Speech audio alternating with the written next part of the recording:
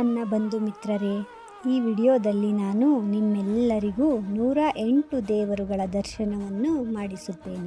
108 ದೇವರುಗಳು ಒಂದೇ ಸ್ಥಳದಲ್ಲಿ ಸಮಾಗಮವಾಗಿರುವುದನ್ನು ನೋಡುವುದು ಎಷ್ಟು ಸೌಭಾಗ್ಯ ಅಲ್ಲವೇ? ಸಾಮಾನ್ಯವಾಗಿ 108 ದೇವರುಗಳ ದರ್ಶನ ಮಾಡಬೇಕು ಎಂದರೆ 108 ದೇವಾಲಯಗಳಿಗೆ ಹೋಗಬೇಕಾಗುತ್ತದೆ. ಆದರೆ ಈ ಒಂದು ಸ್ಥಳಕ್ಕೆ ಹೋದರೆ 108 ದೇವರುಗಳು ಒಂದೇ ಸ್ಥಳದಲ್ಲಿ ಸಮಾಗಮವಾಗಿರುವುದನ್ನು ಎಲ್ಲರೂ ಕಾಣಬಹುದಾಗಿದೆ. ಆ ಸ್ಥಳವೇ ನಮ್ಮ ಲಗ್ಗೆರೆಯ ಚೌಡೇಶ್ವರಿ ನಗರ. ಇಲ್ಲಿ 108 ದೇವರುಗಳ ಸಮಾಗಮದ ಜೊತೆಗೆ ಅದ್ಧೂರಿಯಾದಂತಹ ಜಾತ್ರಾ ಮಹೋತ್ಸವ ನಡೆಯುತ್ತಿದೆ. 108 ದೇವರುಗಳನ್ನು ಒಂದೇ ಸ್ಥಳದಲ್ಲಿ ಕಣ್ತುಂಬಿಕೊಳ್ಳುವ ಅವಕಾಶ ಸಿಗುವುದೇ ಅದೃಷ್ಟ.